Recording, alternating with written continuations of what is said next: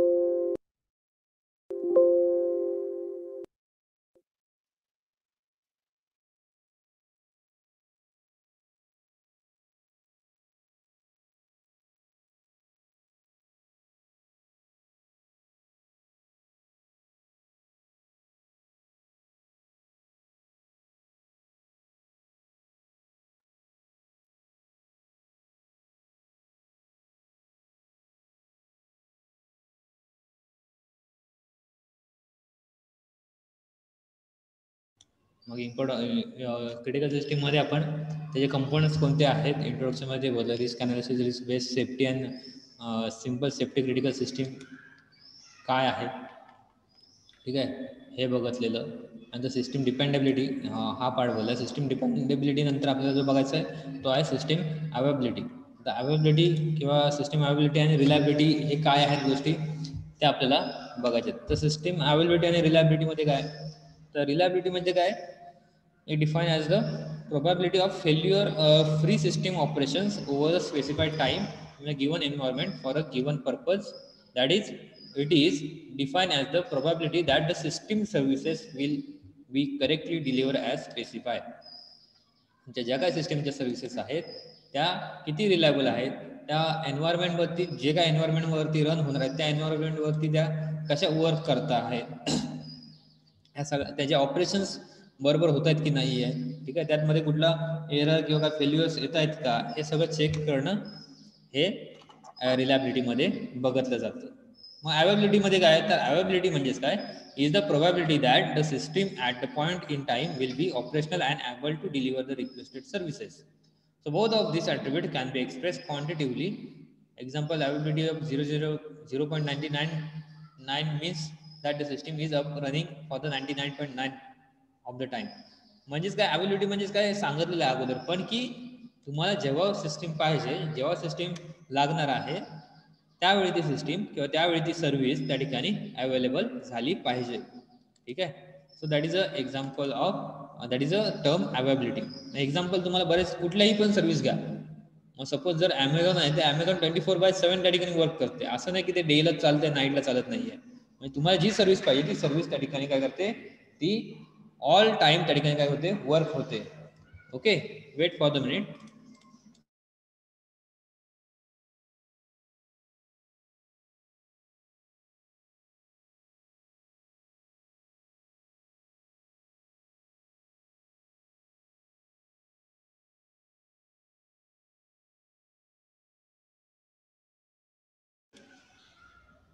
ठीक आहे. So let's continue.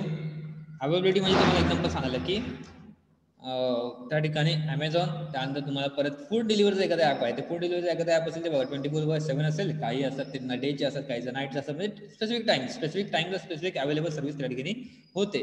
It is same the term for every system. This term is same for every system. So that is availability and reliability. Reliable म्हणजे तुमचं किती reliable आहे, किती वर्किंगला environment friendly आहे system, हे सगळं त्या रिलायबिलिटीमध्ये चेक केलं जातं. ओके, सो त्यानंतर आहे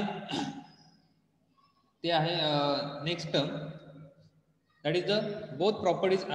The formal definition of the reliability does not always reflect the user perception so of the system reliability. So reliability can only be defined formally with respect to the system specification. System specification वरती ही reliability असं depend असते.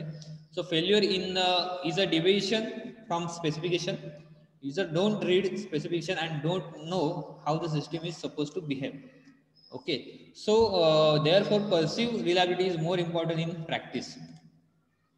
Reliability काय important आहे तर तुमची system कशी work करते, system स्पेसिफिकेशनला त्या ठिकाणी वर्क करते की नाही. सपोज आता एका ठिकाणी जर मी माझ्या सॉफ्टवेअरला सांगितलं की मला 4 GB रॅम इज मॅन्डेटरी और 4 GB रॅम ही मला काय पाहिजे त्या ठिकाणी लागणार आहे. बट सिस्टीम ही 2 GB ची असेल, मग 2 GB वरती माझं जे काय सॉफ्टवेअर आहे किंवा जे काय प्रोडक्ट आहे ते रन होतं की नाही, म्हणजेच काय रिलायबल आहे की नाही. बरोबर आहे, म्हणजे त्याला ते सिस्टीम स्पेसिफिकेशनला त्या ठिकाणी वर्क होते की नाही हे म्हणजेच काय सगळं रिलायबिलिटीमध्ये असतं. So the availability is usually express of percentage of time that the system is available. हे सांगितलं परत तेच आहे की सिस्टीम अवेलेबल आहे त्या टाइमचं ते त्यांनी तिथे दिलेलं आहे. So number of user affected. आता अवेलेबिलिटीमध्ये पण काय प्रॉब्लेम येतात ते तुम्हाला सांगितलं की the number of users affected by the service outage, the loss of service in the middle of the night is less important for many systems that loss of the service during the peak user periods. म्हणजे तुम्हाला system किती available आहे. आता available, आता suppose एखादी system आहे ती डेला वर्क करते, 24/7 करते, बट 24/7 वर्क करत असली तरी तिचा डेला प्रॉब्लेम होणं आणि नाईटला प्रॉब्लेम होणं हे खूप डिफरन्स आहे. कारण की नाईटला तेवढा युजर ऍक्टिव्ह नसतो. बरोबर आहे. त्याचा लेंथ, आता ह्या ठिकाणी जर तुम्ही सपोज ट्रेडिंगचं एक्झाम्पल घेतलं, ट्रेडिंग आता कुणाला माहित असेल कन्सेप्ट, ठीक आहे, स्टॉक मार्केट वगैरे, तर स्टॉक मार्केट जेव्हा ओपन होतं, ठीक आहे, ओपन होतं म्हणजे काय 9, 9:30चा टाइम, 9:30, 10:30, 10:30चा जो काय टाइम असेल त्यावेळी जर ते टाइम होते त्यावेळी ते काय व्हायला पाहिजे त्या ठिकाणी जे काय आहे तो पीक पॉईंट आहे. बरोबर आहे. मग 9:30 ते काय 3:30, 4 असेल ते जे काय टाइम आहे त्या टाइम मध्ये ही सगळी काय ती सर्व्हिसेस चालत असतात. बरोबर, जे काय ट्रेडिंगचं आहे म्हणजे इंट्राडे काय असेल ती ट्रेडिंग, मग ते मार्केट त्यावेळी चालू आहे, ज्यावेळी मार्केट चालू आहे त्यावेळी सिस्टीम मला अवेलेबल झाली पाहिजे. मार्केट क्लोज झाल्यानंतर मला सिस्टीम अवेलेबल राहून त्या ठिकाणी फायदा नाही. मी सपोज त्या ठिकाणी एखादं सेल करतोय, एखादं बाय करतोय, ठीक आहे, जे काही ट्रेड असेल ते मी ट्रेडिंग करतोय सेम, तर त्यावेळी मला जे मार्केट अवेलेबल आहे त्या मार्केट अवेलेबल आहेत त्या टायमिंग मध्येच मला ती सर्व्हिस अवेलेबल झाली पाहिजे. मार्केट क्लोज झाल्यानंतर सर्व्हिस अवेलेबल झाली तर त्याचा काय फायदा नाही. सेम एक्झाम्पल जर सपोज तुम्ही एखादं टायमिंगचं घेऊ शकता कुठलंही, ज्यामध्ये स्पेसिफिक टाइमला स्पेसिफिक सर्व्हिस त्या ठिकाणी अवेलेबल आहे. सपोज जी गुगलचं घेऊया, तर गुगल इंडियामध्ये मोस्ट ऑफ द यूज कधी होत असेल, पीक पॉईंट जो असेल तो काय असतो तर डेचा असेल. मग डे मध्ये मग सपोज मॉर्निंगचा जास्त सेशनला त्यावेळी जास्त युजर ऍक्टिव्ह असतात, इव्हिनिंगचा असेल त्यावेळी जास्त युजर म्हणजे जास्त खूप लोड असं बोलतोय. मग त्या टायमिंगला जर त्या सिस्टीमला प्रॉब्लेम आला तर तो प्रॉब्लेमॅटिक ठरणार, ते सिस्टीम काय होईल त्या ठिकाणी अवेलेबल राहणार नाही, म्हणजेच काय त्या सिस्टीमच्या त्या ठिकाणी वर्क नाहीये. सो नंबर ऑफ युजर्स किती अफेक्टेड होतात त्या टायमिंगला, दॅट इज ऑल्सो इम्पॉर्टंट. ठीक आहे. If the service is loss during that time, okay, जर सपोज त्या टायमिंगला डेच्या टायमिंगला जर ती सर्व्हिस त्या ठिकाणी अनअवेलेबल असेल, त्या ठिकाणी अवेलेबल नसेल, काय प्रॉब्लेम आला तर त्याचा काय होतो इफेक्ट हा खूप मोठ्या प्रमाणात त्या ठिकाणी दिसतो. बट तोच प्रॉब्लेम जर नाईटला आला तर तेवढा प्रॉब्लेम दिसत नाही. बरोबर, जर गुगल, कारण की नाईटला काय तेवढा युजर्स नसतात इंडिया किंवा आपल्या लोकल लिटीचा एक्झाम्पल घेतोय. Okay, so that is the number of users affected. It is also important by the availability and the length of the outage.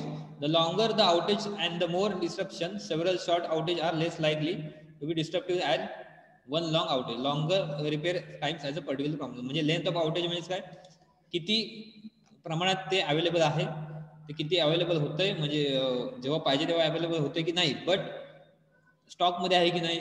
बरोबर आहे, स्टॉक मध्ये नाही आहे का हे सगळं चेक करणं पण that is depend on the length of the outage. So reliability is a measurable system attribute. So non-functional reliability requirement may be specified quantitatively. This depends the number of failures that are acceptable. The reliability आणि availability हे point मी तुम्हाला आतापर्यंत सांगितले. Reliability मध्ये terminology दिली आहे त्यांनी की टर्म ह्युमन एरर असतात रिलायबिलिटीमध्ये, की काही असतात एरर जे बाय मिस्टेकली होतात, ऑपरेशनच्या वेळी होतात, किंवा चुकून किंवा इंटेन्शनली कसेही होतात. मग ह्युमन एरर म्हणजे कोण, माणसाकडून झालेले ते एरर्स किंवा प्रॉब्लेम असतात, ते पण काय करतात त्या सिस्टीमला त्या ठिकाणी प्रॉब्लेम ठरू शकतं. सपोज आता मोबाईल तुम्ही वापरता, मोबाईल वापरताना त्या ठिकाणी सपोज मोबाईल पडला, बरोबर आहे, मग तो फिजिकली डॅमेज झाला, तो पडला काय ते सिस्टीम मधला प्रॉब्लेम नाहीये. बरोबर आहे, तो फिजिकली प्रॉब्लेम आहे, म्हणजे तो कुणाकडून झाला, माणसाकडून झाला, ह्युमन कडून झाला, ह्युमन बिंग कडून झाला. सो हे पण एक रिलायबिलिटीचा प्रॉब्लेम. मग ते पडल्यानंतर पण तुमचं एखादा त्या ठिकाणी पार्ट हा डॅमेज होऊ शकतो. मग तो पार्ट डॅमेज झाला, तो पार्ट फंक्शन करणार नाही, म्हणजे ते काय ती सिस्टीम त्या ठिकाणी नीट वर्क करणार नाही, म्हणजे it is not a reliable. त्यानंतर सिस्टीमचा फॉल्ट असतो एखादा, ठीक आहे, त्यामध्ये सिस्टीमचा एखादा फॉल्ट असेल, सिस्टीमचा एरर असेल, सिस्टीमचं फेल्युअर असेल, ठीक आहे, तर हे सगळे पॉईंट ह्यामध्ये येत असतात.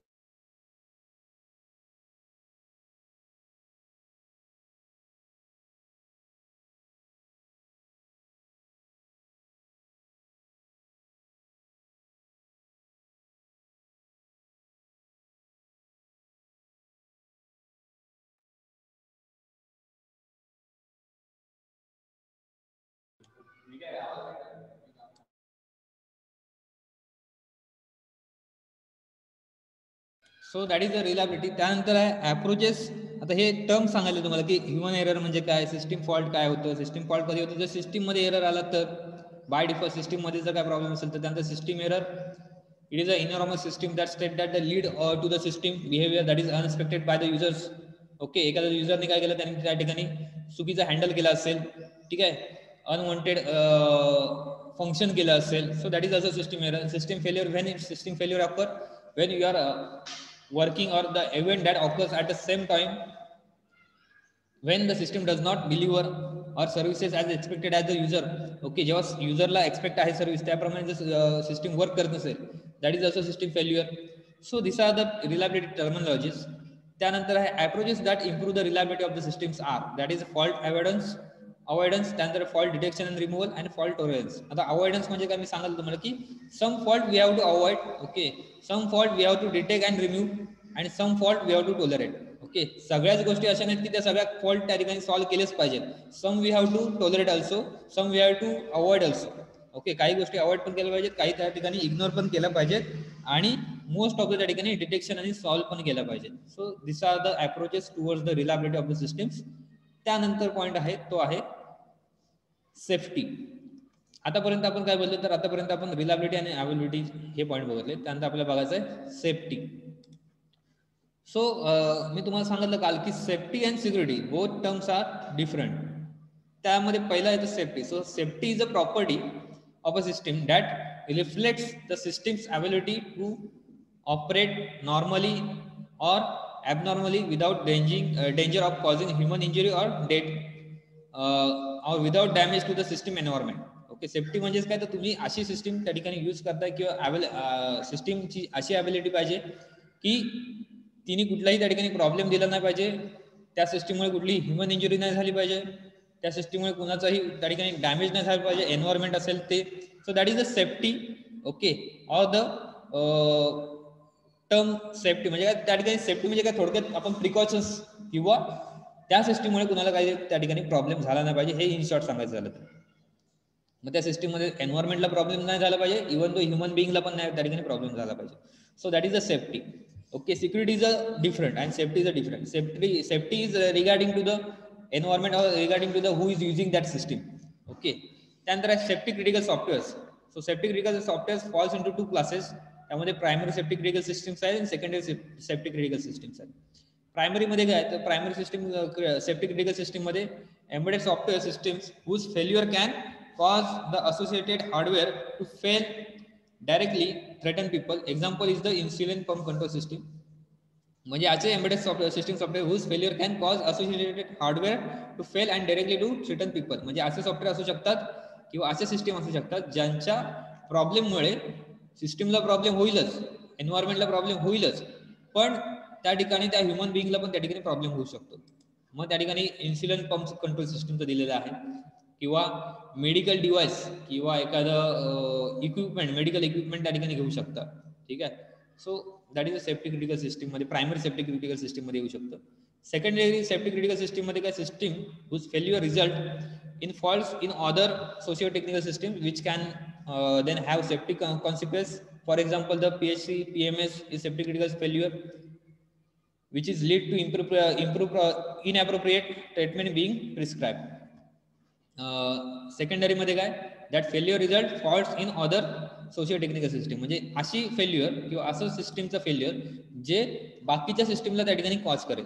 ठीक आहे, बाकीच्या सिस्टीम त्या सिस्टीममुळे काय होतील, त्या ठिकाणी प्रॉब्लेमॅटिक ठरू शकतात. That is a secondary safety critical system. त्यानंतरचा पॉईंट आहे तो आहे सेफ्टी टर्मिनॉलॉजी. सेफ्टी टर्मिनॉलॉजीमध्ये काय, तर ॲक्सिडेंट, ॲक्सिडेंटमध्ये काय तर अनप्लॅन इव्हेंट असू शकतात. ॲक्सिडेंट हे अनप्लॅन इव्हेंट असतात किंवा sequence of events which result human death or injury. So this are the accident. Hazards म्हणजे काय, hazard a condition with the potential for causing or contributing to the accident. म्हणजे अशा गोष्टी ज्या तुमचा ॲक्सिडेंट किंवा एखादी अनवॉन्टेड कंडिशन करण्यासाठी काय करतात, कॉज करू शकतात. Damage, hazard severity, hazard probability आणि रिस्क ह्या टर्म्स ह्या सेफ्टीशी रिगार्डिंग आहेत. डॅमेज म्हणजेच काय, a major loss of the resulting from the mishap. Damage can range from many people being kill as a result of an accident to minor injury or the property damage. Damage हे कसंही असू शकतं तुमचं. Major people injury त्या ठिकाणी होत असतील किंवा त्या ठिकाणी मायनर पीपल किंवा त्या ठिकाणी खूप छोट्या प्रमाणात पण त्या ठिकाणी डॅमेज होऊ शकतं. डॅमेज हे डिपेंड करतं किती मोठी प्रमाणात तुमची त्या ठिकाणी इंजुरी झालेली आहे ते. Because of the system. हे सगळं जे आहे ते सिस्टीममुळे होत असतं. ठीक आहे, हे सगळे जे प्रॉब्लेम्स आहेत ते सिस्टीममुळे त्या ठिकाणी होऊ नये याची काळजी घ्यायला लागते. त्यात the risk is a measure of probability that system will cause an accident. Risk ही अशी गोष्ट आहे ज्यामुळे सिस्टीमला त्या ठिकाणी प्रॉब्लेम ठरू शकतो किंवा सिस्टीमला त्या ठिकाणी कॉज ठरू शकतो. ओके, रिस्कमुळे त्या ठिकाणी सिस्टीमला त्या ठिकाणी तुमच्या प्रॉब्लेम हा येऊ शकतो. त्यानंतर आहे सेफ्टी अचिव्हमेंट. सेफ्टी अचिव्हमेंट म्हणजे हॅझर्ड अवॉइडन्स आहे. The system is design so that the some classes of hazard simply cannot arise. Problem त्या ठिकाणी अराईज होऊ नये म्हणून हॅझर्ड अवॉइडन्स देतात. Detection and removal. मग एखादी रिस्क असेल, एखादा प्रॉब्लेम असेल, तो डिटेक्ट करून त्या ठिकाणी काय केला तो रिमूव्ह केला तो, जेणेकरून त्या ठिकाणी ॲक्सिडेंट होणार नाही, त्या ठिकाणी सिस्टीमचा कॉज होणार नाही. लिमिटेशन्स ठेवले जातात. डॅमेज लिमिटेशन्स म्हणजे काय, काही ॲक्सिडेंट किंवा काही प्रॉब्लेम असे असतात जे तुमचे म्हणजे टाळू शकत नाही आपण, बरोबर आहे. मग त्याला कुठेतरी आपण पण टाळू शकत नाही, पण त्याला लिमिट त्या ठिकाणी ठेवू शकतो. म्हणजे किंवा त्याचं जे काही पोर्शन आहे डॅमेज व्हायचं ते आपण त्या ठिकाणी काय करू शकतो, कमी करू शकतो. Okay, that is a damage limitations. त्यानंतर आहे safety specification. The goal is to identify protection requirement that ensure that system failure do not cause injury or death or environment damage. त्यानंतर hazard identification. Hazard identifications it return the system that type of hazard, that is a physical, electrical, biological or service failure. हे झालं safety regarding. Safety नंतर आपल्याला जो point बघायचा आहे that is a security. आता सिक्युरिटीमध्ये काय काय गोष्टी आहेत, तर security of a system is a system property that reflect the system ability to protect itself from the accidental or deliberate external attack. म्हणजे अशी गोष्ट किंवा अशी सिक्युरिटी जिच्यामुळे तुमची जी काय सिस्टीम आहे ती सिक्युअर राहील. ती सिस्टीम काय करणार नाही, त्या ठिकाणी अटॅक्स किंवा ॲक्सिडेंट असतात ते त्या सिस्टीममधून होणार नाहीत. ठीक आहे. So ability to protect from that attack or ability to protect to deliberate this external attacks. Okay, so that is a security. Security is a term different than the safety. Security occur, security or security is regarding to the system. Security आपण कसली करतो तर सिस्टीमची करतो, जेणेकरून ती system काय राहील, सिक्युअर राहील. मग त्याच्यामध्ये सिस्टीमवरती कुठला व्हायरस येणार नाही ह्याची काळजी घेणं, सिस्टीममध्ये कुठला मालवेअर येणार नाही ह्याची काळजी घेणं, ह्या सगळ्या ज्या आहेत त्या regarding to the protect or regarding to the security. तो सिक्युरिटी टर्मिनॉलॉजीमध्ये कुठल्या गोष्टी आहेत, तर ॲसेट. ॲसेट म्हणजेच काय, तो तुमचा इम्पॉर्टंट डेटा. ठीक आहे, किंवा इन्फॉर्मेशन आपण बोलू शकतो. एक्सपोजर. एक्सपोजर म्हणजेच काय, the possible loss or harm to a computing system. This can be loss or damage to data. त्यानंतर वल्नरेबिलिटी म्हणजे काय, विकनेस ऑफ द सिस्टीम. एक्सपोजरमध्ये काय होतं, तर तुमचे पॉसिबल लॉस किती आहे, किती एक्सपोज त्या ठिकाणी होऊ शकतो डेटा, किती खराब होऊ शकतो. This can be loss or damage to the data. Okay, so that is the exposure. And how much time will is take to recover that data. Okay, that is also exposure मध्ये ह्या सगळ्या गोष्टी येतात. त्यानंतर vulnerability मध्ये काय, vulnerability म्हणजे weakness of the system. Okay, एखादा वीक पॉइंट किंवा एखादा विकनेस ऑफ द सिस्टीम ह्या ठिकाणी आपण बोलू शकतो की वल्नरेबिलिटी. त्यानंतर attack. Attack is a explosion of the system vulnerability. म्हणजे अटॅक म्हणजेच काय, ह्यामध्ये तुमचा जो काही विकनेस आहे त्या विकनेस वरती काय केला, तो अटॅक केला जातो. बरोबर आहे. आता सिस्टीममध्ये एक्झाम्पल वल्नरेबिलिटी मी सांगतो. वल्नरेबिलिटीमध्ये काय, विकनेस सिस्टीम आहे त्याच्यामध्ये तुमचा बरेचसे अँटीव्हायरस अवेलेबल आहेत. पण अँटीव्हायरस काय घेतो आपण, तर एखादा व्हायरस त्या ठिकाणी येऊ नये आणि व्हायरस आला तर त्या ठिकाणी रिमूव्ह व्हावा. ओके, आताच्या सिस्टीमला बाय डिफॉल्ट ऑपरेटिंग सिस्टीम काय करते, त्या ठिकाणी डिफेंडर आले, बरोबर, मायक्रोसॉफ्टचे डिफेंडर वगैरे आहेत. बट अँटीव्हायरसचं काम हे तुम्हाला सगळ्यांना माहिती आहे.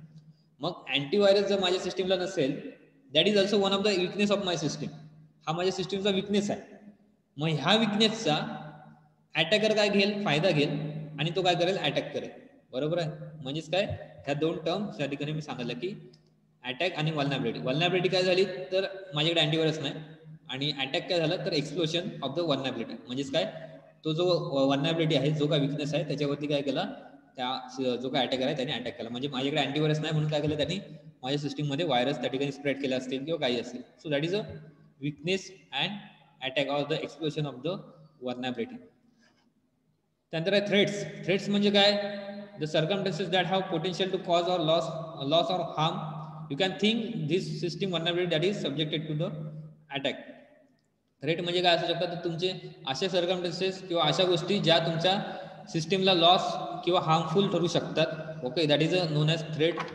कंट्रोल म्हणजे काय, a protective measure that reduces the system vulnerability. कंट्रोलमध्ये काय, तर अशा गोष्टी ज्या तुम्ही काय करता, कमी करण्याचा परिणाम, कमी करण्याचं काम.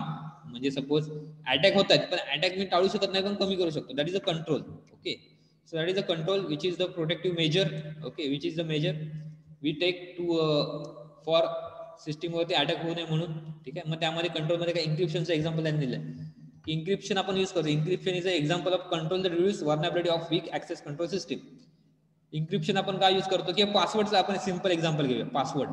पासवर्ड आपण काय टाकतो, की कुणीही त्या ठिकाणी माझी सिस्टीम ऍक्सेस करू नये, अनऑथॉराइज ऍक्सेस त्या ठिकाणी होऊ नये. थर्ड पार्टी किंवा थर्ड पर्सन असेल त्या ठिकाणी कुणीही त्या ठिकाणी ऍक्सेस करू नये, कारण की माझा पासवर्ड मलाच माहिती असणार आहे. म्हणजे हे काय केलं, मी कंट्रोल केलं. काय कंट्रोल केलं, तर कोण पण माझी सिस्टीम ऍक्सेस करत नाही, हे मी काय केलं, कंट्रोल त्या ठिकाणी केलेलं आहे. That is a control term.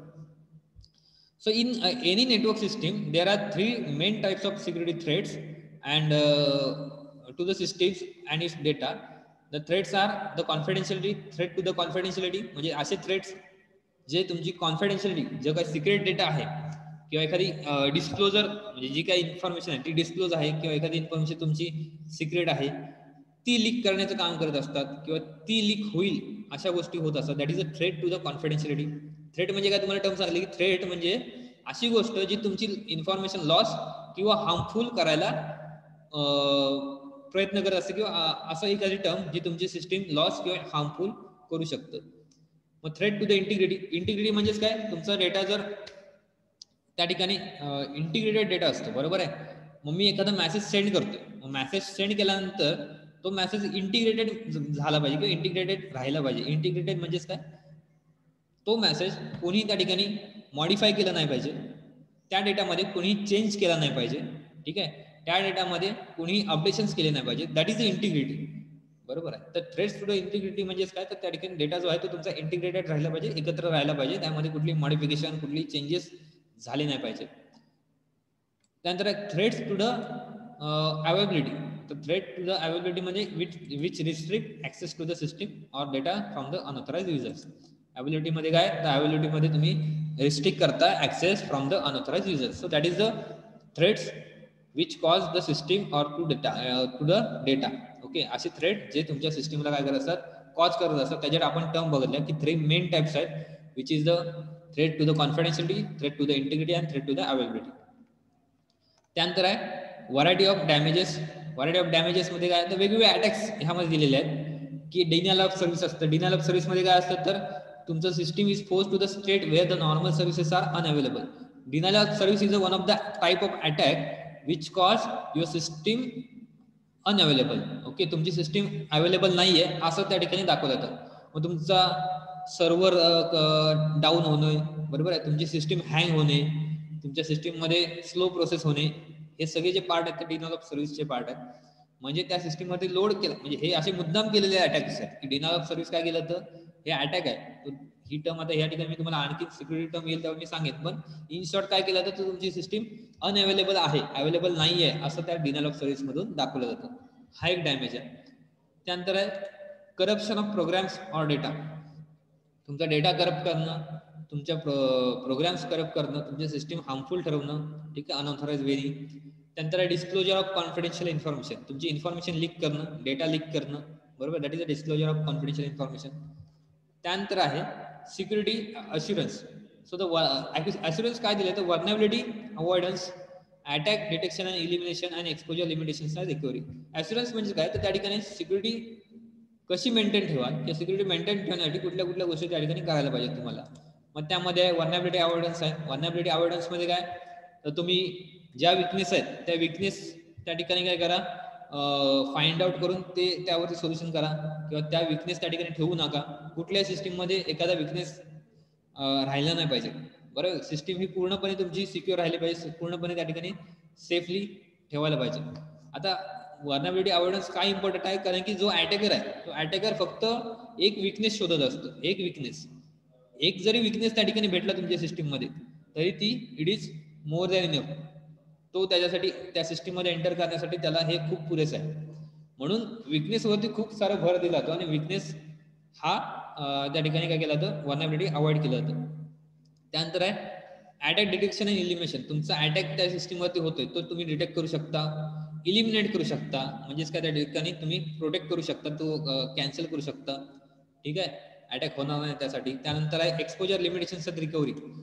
त्या ठिकाणी तुम्ही जरी डेटा त्या ठिकाणी अटॅक झाला आणि अटॅक झाल्यामुळे कुठलाही प्रॉब्लेम आला तरी त्यावरती तुमच्याकडे सोल्युशन पाहिजे, तुमच्याकडे रिकव्हरी ऑप्शन त्या ठिकाणी पाहिजे. सपोज जर माझा एखादा अटॅक झाला आणि अटॅक झाल्यानंतर डेटा लॉस झाला तर माझ्याकडे बॅकअप पाहिजे, म्हणजेच काय recovery. The system is design so that the adviser consequence of the successful attacks are minimise. For example backup policy allow damage information to be restore. म्हणजे काय बॅकअप पॉलिसी, हे example मी तुम्हाला सांगितलं की तुम्ही काय करता, त्या ठिकाणी अटॅक झाला तर अटॅक झाल्यानंतर पण त्या ठिकाणी काय होतं, तुम्ही डेटा रिस्टोर करू शकता, डेटा काय करू शकता, बॅकअप करू शकता.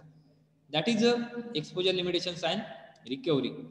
Okay, so these are the terms which we have seen to security assurance. Okay, तर ह्याच्यामध्ये आज आपण कुठले कुठले पण ह्या ठिकाणी हा चॅप्टर संपलाय. कुठला चॅप्टर, क्रिटिकल सिस्टीम्स.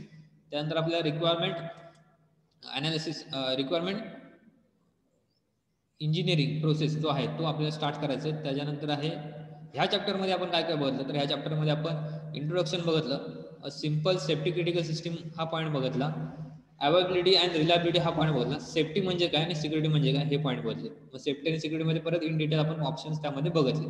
ठीक आहे, हा चॅप्टर रीड करा. ह्यामध्ये जर कुठला पॉईंट समजला नसेल तर तुम्ही त्या ठिकाणी विचारलात तरी चालेल. ठीक आहे, ह्याच्या नोट्स मी तुम्हाला टाकतो. युनिट 2च्या, युनिट 1चे मी तुम्हाला टाकलेले आहेत, युनिट 2च्या तुम्हाला मी टाकतो. आपलं सोशल टेक्निकल सिस्टीम आणि क्रिटिकल सिस्टीम हे 2 चॅप्टर युनिट 2 मधले झालेले आहेत. 2 चॅप्टर आपले रिमेन आहेत, ते पण होतील.